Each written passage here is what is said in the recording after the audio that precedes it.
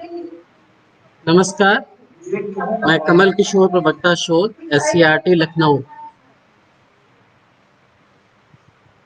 आज हम लोग DLED द्वितीय सेमेस्टर का पाठ तत्वों का वर्गीकरण, परमाणु संरचना, संयोजकता, रासायनिक अभिक्रिया, रसायन की भाषा व रासायनिक सूत्र।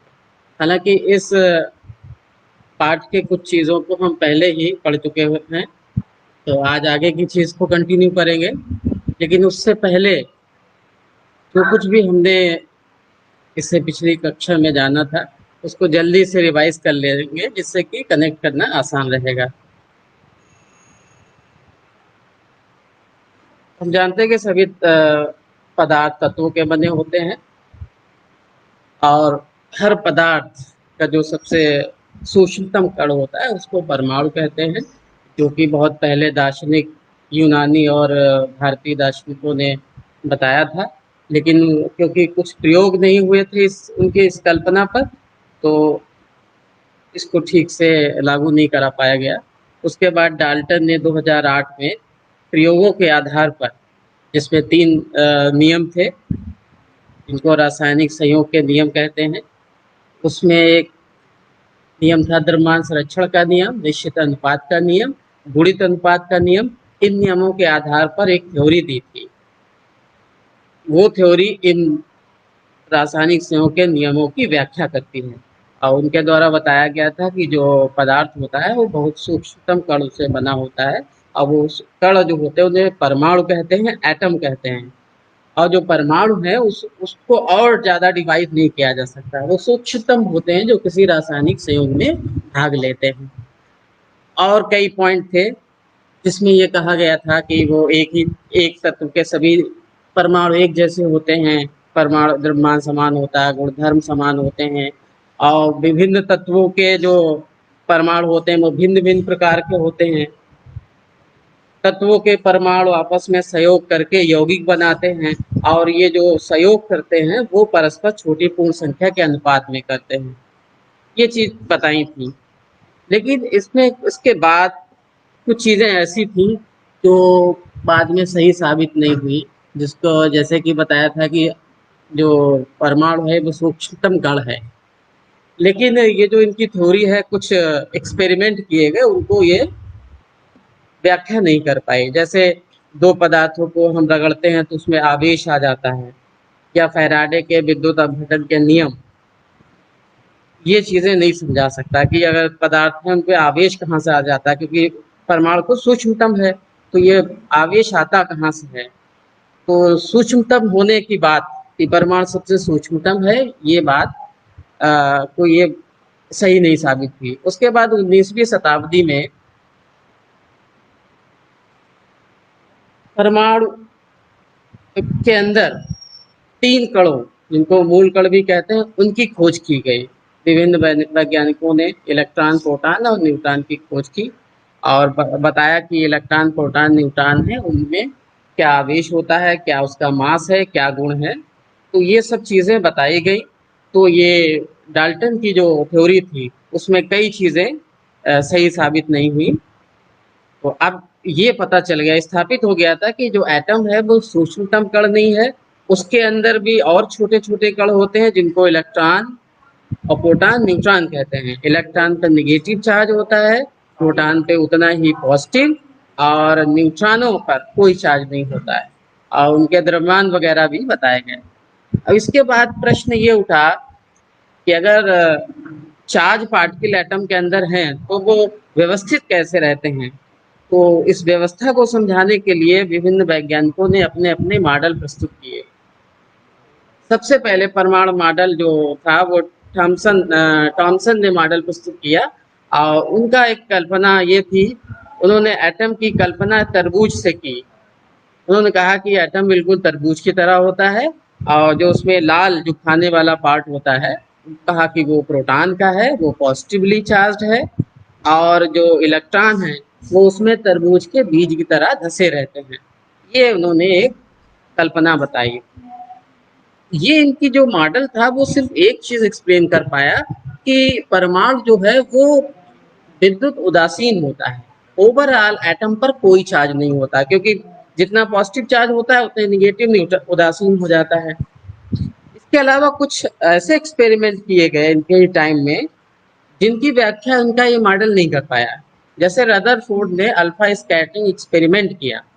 उन्होंने गोल्ड की फॉइल पर अल्फा पार्टिकल, जो कि पॉजिटिव चार्ज पार्टिकल होते हैं, उनकी बौछार कराई, और बौछार कराने के बाद जो परिणाम ये मिले थे कि देखा था कि अल्फा पार्टिकल जो थे वो गोल्ड फॉइल के मैक्सिमम आर पार बिना मुड़े सीधे आर पार निकल गए थे। कुछ अल्फा पार्टिकल ऐसे थे जो पन्नी से टकराने के बाद पार तो निकल गए थे, लेकिन कुछ उनमें डिफ्लेक्शन हो गया था। उनका जो रास्ता था ओरिजिनल, वो ना होके कुछ थोड़ा सा एंगल बना दिया था, कोण पे विक्षेपित हो गए। उसके बाद देखा था कि बहुत कम ऐसे पार्टिकल थे जो पन्नी से टकराने के बाद पार ना जाके वापस आ गए थे, और बिल्कुल उसी 180 डिग्री के कोण पर। तो ये परिणाम देखे थे उन्होंने। तो इन परिणामों के आधार पर उन्होंने इस एक्सपेरिमेंट के ऊपर कुछ निष्कर्ष निकाले, कंक्लूजन ड्रॉ किया। उन्होंने ये कहा कि जो एटम होते हैं उसका मैक्सिमम पार्ट में कुछ होता नहीं है, खोखला होता है, इसलिए ज्यादातर पार्टिकल आर पार निकल गए पन्नी के। भाई पन्नी है क्या, वो एटम की तो बनी है, एक एटम पे तो एक्सपेरिमेंट किया नहीं जा सकता था।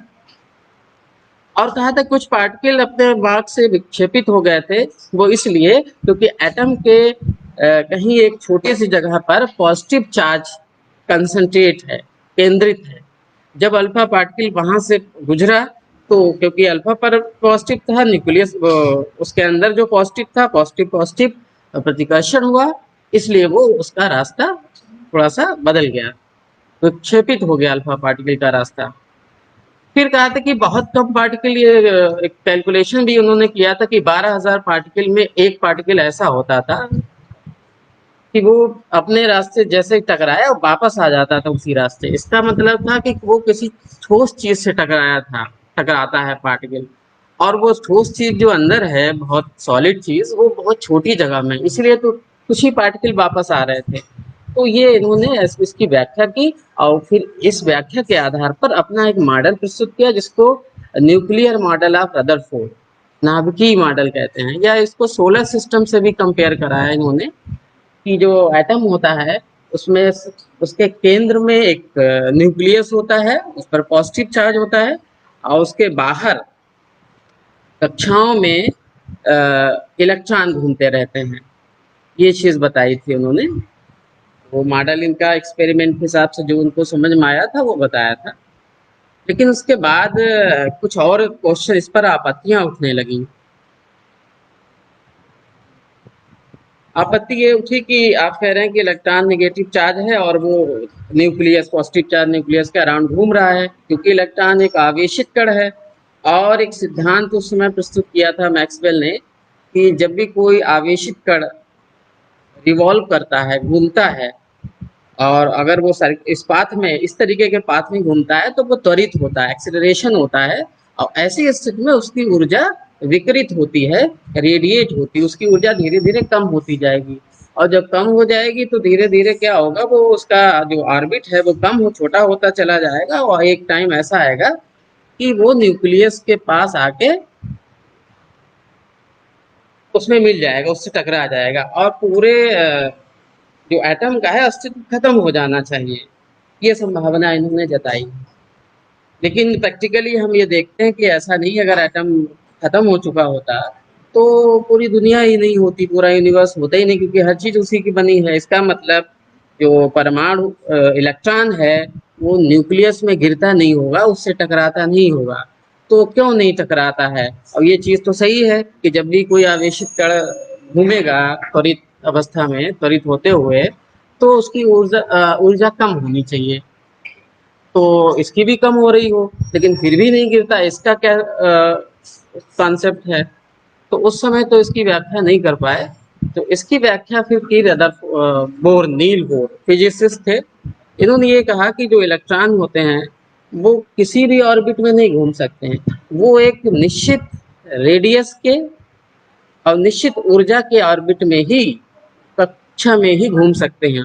और जब वो उस कक्षा में घूमते हैं तो उनकी ऊर्जा इमिट या अवशोषित नहीं होती है। केवल तभी उनकी ऊर्जा इलेक्ट्रॉन की ऊर्जा कम या ज़्यादा होती है जब वो एक कक्षा से दूसरी कक्षा में जाते हैं। और ये बता दिया था कि जो जो कक्षाओं की उन्होंने एक कॉन्सेप्ट दी थी कि न्यूक्लियस के अराउंड निश्चित ऊर्जा और रेडियस की कक्षाएं होती हैं। न्यूक्लियस के सबसे करीब की कक्षा को उन्होंने पहली कक्षा और इसी क्रम में बढ़ते हुए क्रम में 1, 2, 3 या इसको KLMN शेल या कक्षा या कोश कहा या ऊर्जा स्तर भी कहते हैं इसको, क्योंकि ऊर्जा होती है इनकी। ये कॉन्सेप्ट इन्होंने बताई तो उनकी समस्या जो आपत्ति उठी थी रदरफोर्ड में वो समाप्त हो गई।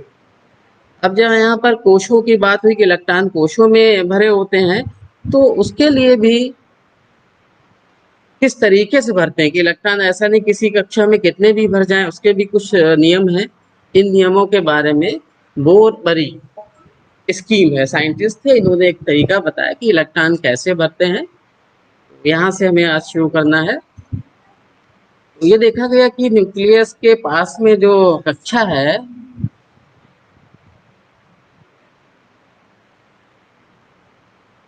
ये जो शेल्स हैं, सबसे पहली कक्षा में के शेल में इलेक्ट्रॉन भरना शुरू होते हैं, फिर एल एम इस तरीके से होता है।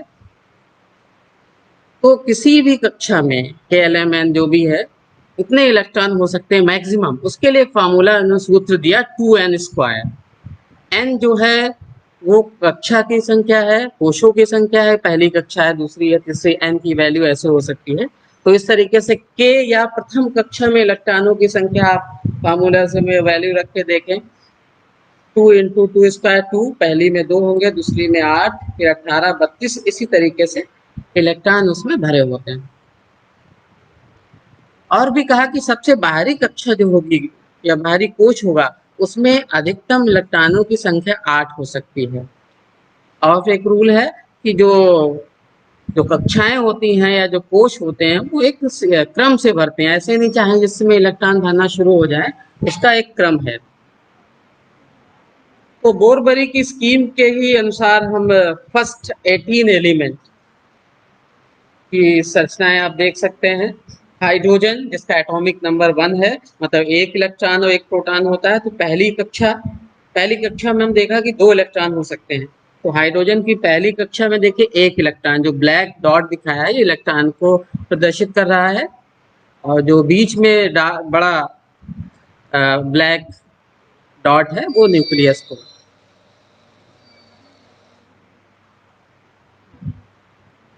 उसके बाद हीलियम देखिए, उसमें 2 इलेक्ट्रॉन है कक्षा। अब 2 से ज्यादा हो नहीं सकते पहली कक्षा में, तो अब दूसरी कक्षा शुरू हो जाएगी।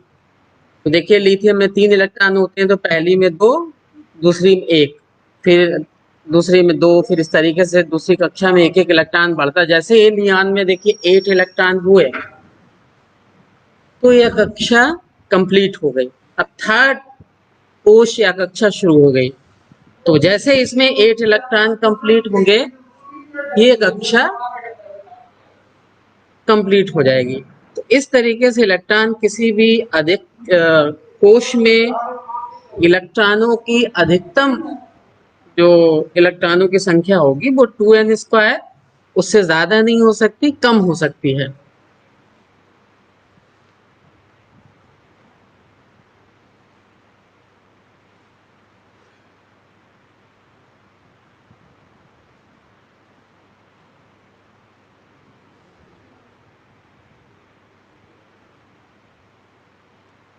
अब हम एक फर्स्ट 18 एलिमेंट का ही जो उनके KLMN फर्स्ट से लेकर 4 तक कक्षाएं हैं, उसमें किस एलिमेंट की कौन सी कक्षा में कितने इलेक्ट्रॉन भरे जाएंगे वो ये टेबल प्रदर्शित कर रही है। तो आप इसको देख सकते हैं।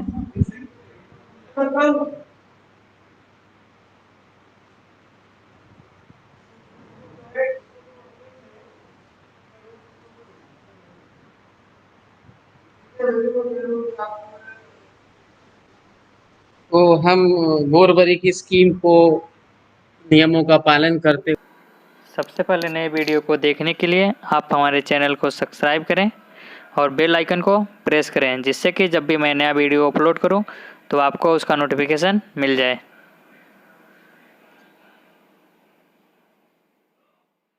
हुए परमाणु की विभिन्न कक्षाओं में इलेक्ट्रॉन का वितरण नियमानुसार कर सकते हैं। अब अगला टॉपिक हम लोग डिस्कस करेंगे परमाणु संख्या या एटॉमिक नंबर। इसको Z से, अंग्रेजी का जो लेटर होता है Z, उससे प्रदर्शित करते हैं। तो किसी परमाणु में जो प्रोटॉनों की संख्या होती है, न्यूक्लियस में प्रोटॉन होते हैं तो उसमें कितने, उनका नंबर क्या है, तो वही उसका एटॉमिक परमाणु संख्या एटॉमिक नंबर कहा जाता है। जैसे मान लिया कार्बन में 6 प्रोटॉन न्यूक्लियस, तो हम कहेंगे कार्बन का एटॉमिक नंबर 6 है। तो किसी तत्व की परमाणु संख्या मतलब उसमें न्यूक्लियस में प्रोटॉनों की संख्या। दूसरी चीज है द्रव्यमान संख्या या मास नंबर, इसको कहते हैं। ये क्या होता है, किसी परमाणु के नाभिक में उपस्थित प्रोटॉनों और न्यूट्रॉनों की कुल संख्या के योग को। हम जान चुके हैं कि जो नाभिक होता है उसमें न्यूट्रॉन और प्रोटॉन होते हैं और कक्षाओं में इलेक्ट्रॉन होते हैं। तो जो नाभिक के अंदर न्यूट्रॉन प्रोटॉन होते हैं उनका टोटल जो नंबर है, उनको अगर जोड़ दें तो वो नंबर उसका मास नंबर कहा जाएगा। जैसे हम कह दें कि सोडियम का की द्रव्यमान संख्या 23 है, इसका मतलब उस सोडियम के परमाणु के नाभिक में न्यूट्रॉन प्रोटॉन की कुल संख्या 23 होगी। इस तरीके से हम द्रव्यमान संख्या, इसको ए से प्रदर्शित, कैपिटल लेटर जो ए है उसको उससे प्रदर्शित किया जाता है। तो हम फार्मूले में भी लिख सकते हैं कि परमाणु संख्या ए बराबर प्रोटॉनों की संख्या प्लस न्यूट्रॉनों की संख्या, या A equal to Z plus N, न्यूट्रॉनों की संख्या। अब इस सूत्र से आप किसी भी, अगर आप एटॉमिक नंबर पता है, एटॉमिक नंबर पता है, इसका मतलब आपको प्रोटॉन की नंबर पता है। अगर परमाणु उदासीन है,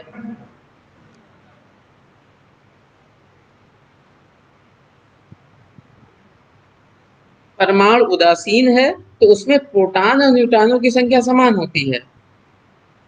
तो और तो न्यूट्रॉन कितने होंगे, तो A equal to Z plus N. इस सूत्र से आपको कोई भी दो चीजें पता हो और तीसरी चीज आपको कैलकुलेट करके निकाला जा सकता है। किसी भी परमाणु या तत्व का परमाणु संख्या और द्रव्यमान संख्या को प्रदर्शित करने का ये तरीका है। जैसे एक्स कोई मान लिया किसी परमाणु का सिंबल है, जैसे मान लिया कार्बन ही है, तो उसका जो मास द्रव्यमान संख्या है उसको ऊपर सुपरस्क्रिप्ट में लिखते हैं और उसका जो एटॉमिक नंबर है जेड उसको सबस्क्रिप्ट में लिखते हैं।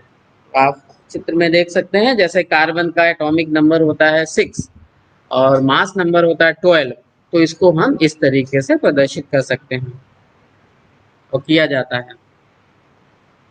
हमने मास नंबर जान लिया, एटॉमिक नंबर जान लिया। अब हमारा बहुत महत्वपूर्ण जो टॉपिक है वह है संयोजकता, वैलेंसी। वैलेंस किसी भी तत्व की या परमाणु की संयोजकता किसे कहते हैं? ये डाल्टन ने भी कहा था कि जो तत्व होते, उससे पहले पगुदा कात्यायन जो भारतीय दार्शनिक थे उन्होंने भी ये बात कही थी कि जो परमाणु होते हैं, एक तत्व के परमाणु आपस में या दूसरे तत्वों के साथ संयोग करके विभिन्न प्रकार के पदार्थ बनाते हैं। इस और जो परमाणु होते हैं वो स्वतंत्र अवस्था में, अकेले नहीं होते कभी। तो कौन सा परमाणु किस किस तत्व का परमाणु किसी दूसरे तत्व के कितने परमाणुओं से संयोग करेगा, ये कौन डिसाइड करेगा? तो इसके लिए हमें उस तत्व की संयोजकता या वैलेंसी जानना होगी। तो वैलेंसी क्या होती है? It is the combining capacity of atom. वो कितने से कंबाइन कर सकता है कोई परमाणु, वो उसकी संयोजकता कही जाती है। तो ये मान लिया जल है, जल का फार्मूला सभी जानते हैं H2O। ऑक्सीजन जो है वो 2 हाइड्रोजन के साथ जुड़ के उसने H2 बनाया। मीथेन का फार्मूला होता है CH4, तो एक कार्बन ने 4 हाइड्रोजन के साथ जुड़ा है, तो कहें कार्बन की जो कंबाइनिंग कैपेसिटी है वो 4 है। कितने अदर एटम से जुड़ सकता है, वही यहाँ पे लिखा है कि किसी भी तत्व के परमाणु दूसरे तत्व के परमाणुओं के साथ संयुक्त होकर एक रासायनिक यौगिक बनाते हैं। संयुक्त रासायनिक यौगिक इसलिए कहा गया है क्योंकि आप जानते हैं कि जो ब्रास है या ब्रॉन्ज है, ये यौगिक नहीं होता, मिक्सचर होता है। इसमें कॉपर टिन या कॉपर जिंक का मिक्सचर होता है, तो वहां पर रासायनिक यौगिक नहीं होता है कुछ। लेकिन जब हम कहते हैं यौगिक होता है, उसमें केमिकल बॉन्ड या एक बंध बनता है, उसकी गुण पूरी तरीके से बदल जाते हैं। जैसे सोडियम का गुण अलग है, क्लोरीन का गुण अलग है, लेकिन जब ये दोनों मिलकर सोडियम क्लोराइड नमक बनाते हैं तो उसका गुण टोटली अलग होता है। सोडियम को अगर पानी में ऐड करें तो क्या होगा, उसमें इसमें आग पकड़ लेता है। लेकिन जब क्लोरीन के साथ मिल गया तो कुछ नहीं ऐसा होता, नमक के साथ ऐसा कुछ नहीं देखा हमने। तो गुण बदल जाते हैं, तो रासायनिक परिवर्तन हो जाता है। समझाने के लिए ये भी कहा है कि किसी तत्व की जो संयोजकता है वो उस तत्व के हाथ या भुजा के रूप में विचार कर सकते हैं। मान सकते हैं उसके हाथ हो या हाथ के रूप में है। जैसे एक उदाहरण देखा था कि मान लिया ऑक्टोपस के 8 हाथ हैं और मनुष्य के हैं, ह्यूमन के 2 हाथ हैं। तो मान लिया ऑक्टोपस का एक हाथ मनुष्य का एक हाथ को पकड़ सकता है, तो कितने एक ऑक्टोपस कितने मनुष्यों को के दोनों हाथों को पकड़ सकता है।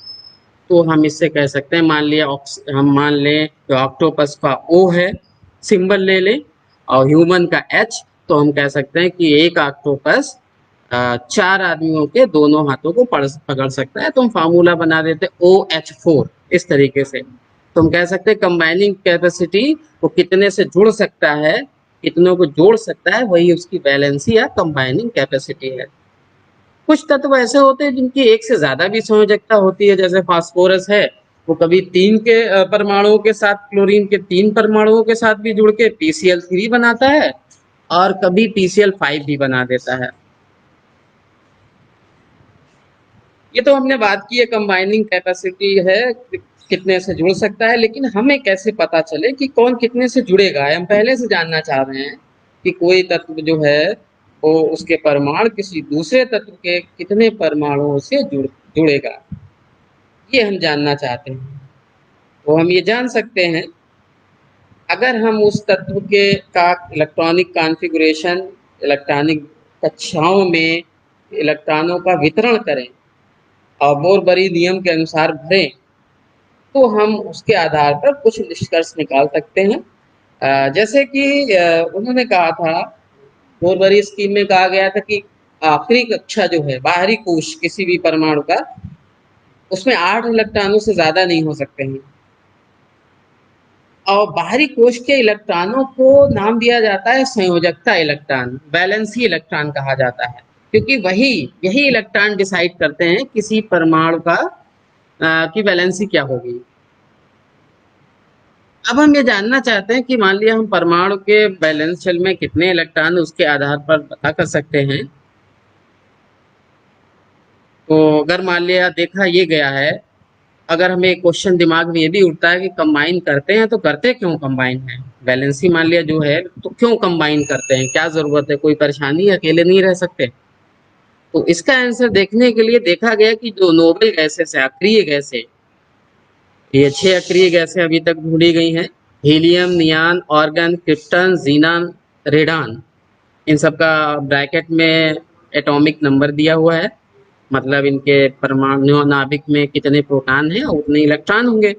और उनका हमने विन्यास, इलेक्ट्रॉनिक विन्यास किया है KLMN में।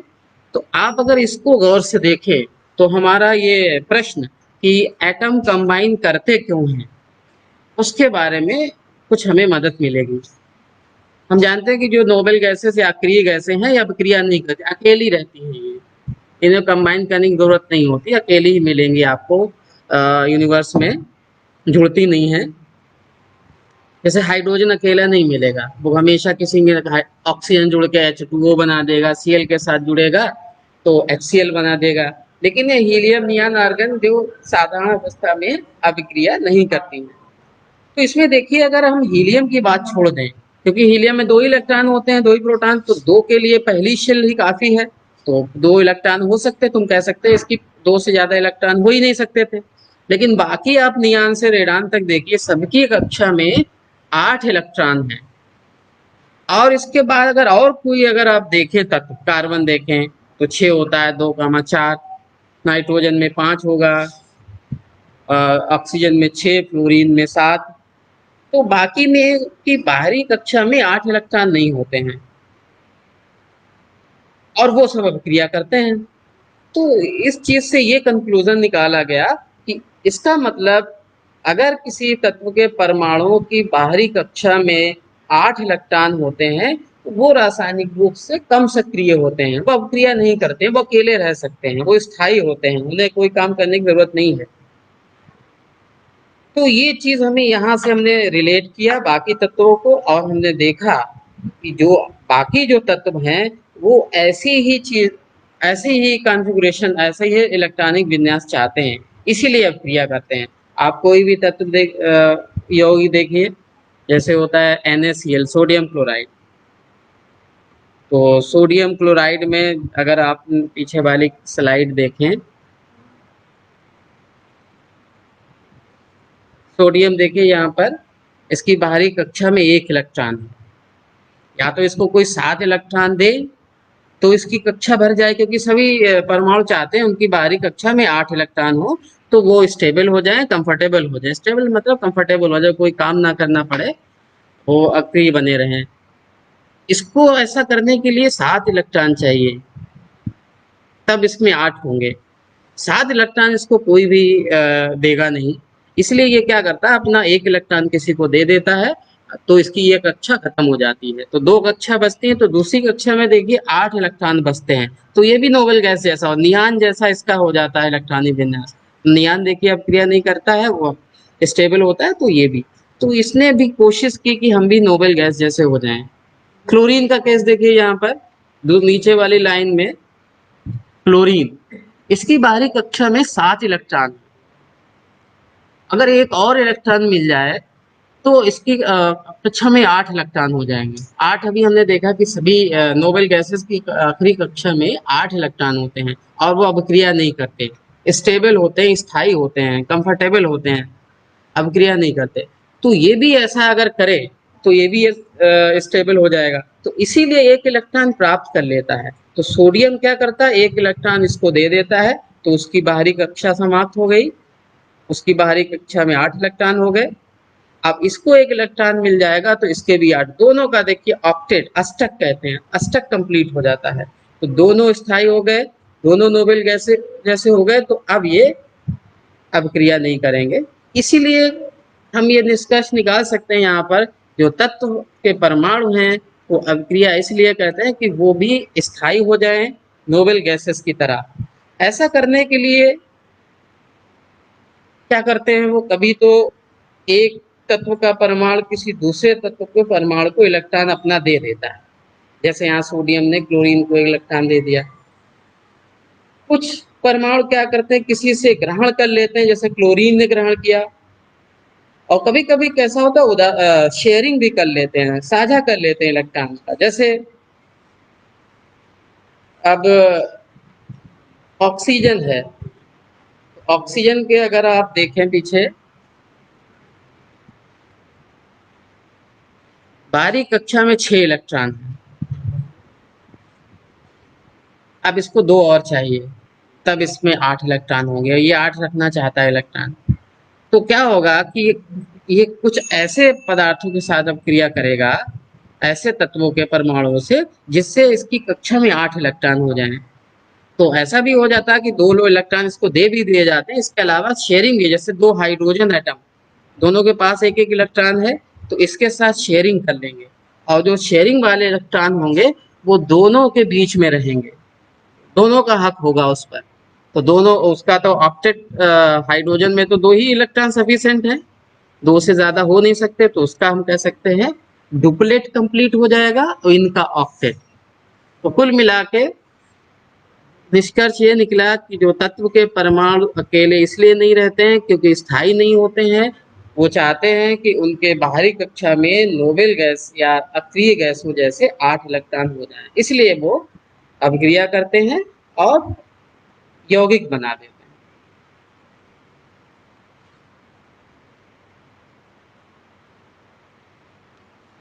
अगला ही बहुत महत्वपूर्ण टॉपिक है। सब जानते हैं इसको, लेकिन फिर भी गलती करते हैं। हमने ऑब्जर्व किया इस चीज को, तो इसको ध्यान से देखिएगा। समस्थानिक या इंग्लिश में आइसोटोप कहते हैं।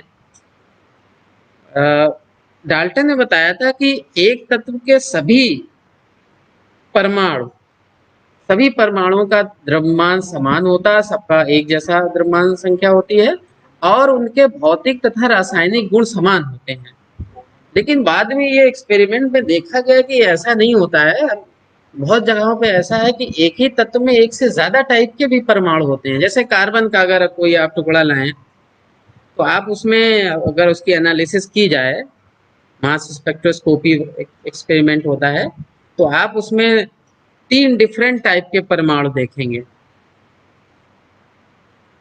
या तो वो 3, उसमें क्या होगा, परमाणु संख्या, एटॉमिक नंबर तो सबका सेम होगा, मतलब प्रोटॉनों की संख्या, इलेक्ट्रॉनों की संख्या सभी में समान होगा, लेकिन न्यूट्रॉनों की संख्या अलग अलग होगी।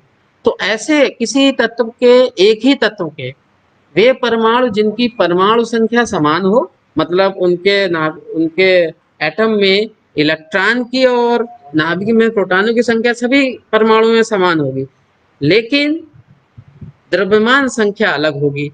और द्रव्यमान संख्या मतलब न्यूट्रॉन ही अलग होगा, क्योंकि प्रोटॉन तो चेंज हो नहीं सकता, नहीं तो बैलेंस चार्ज का बिगड़ जाएगा। तो इस तरीके से एक एग्जाम्पल यहाँ पर हाइड्रोजन के भी 3 प्रकार के परमाणु देखे गए हैं।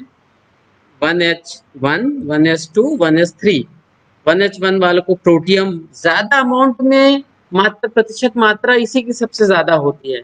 उसके बाद बहुत कम ड्यूटेरियम की भारी जल बनाने में इसका इस्तेमाल होता है न्यूक्लियर रिएक्टर में। और साधारण जल में यही होता है H2O। और ट्रिटियम, ये रेडियो एक्टिव पदार्थ हाइड्रोजन है, इसकी मात्रा बहुत ट्रेसेस में होती है, लेकिन ये पाए जाते हैं। ऐसे ही कार्बन के 3 आइसोटोप, कार्बन 612, 613, 614, तो वहां पर 14 वाला भी रेडियो एक्टिव। तो ये रेडियो एक्टिव चीज क्या है, अभी बात करते हैं। तो आइसोटोप या समस्थानिक को हम इस तरीके से परिभाषित कर सकते हैं कि एक ही तत्व होगा और उसमें डिफरेंट टाइप के परमाणु होते हैं, और उसमें डिफरेंट क्या होता है, न्यूट्रॉनों की संख्या अलग होगी।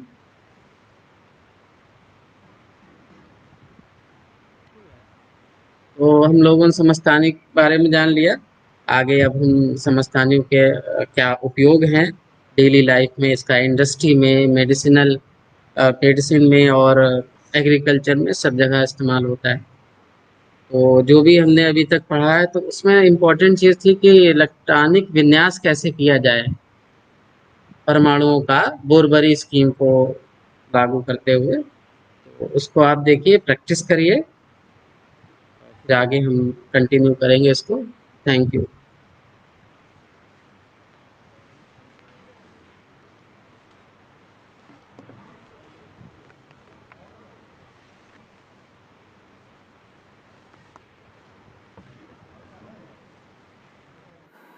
सबसे पहले नए वीडियो को देखने के लिए आप हमारे चैनल को सब्सक्राइब करें और बेल आइकन को प्रेस करें, जिससे कि जब भी मैं नया वीडियो अपलोड करूं तो आपको उसका नोटिफिकेशन मिल जाए।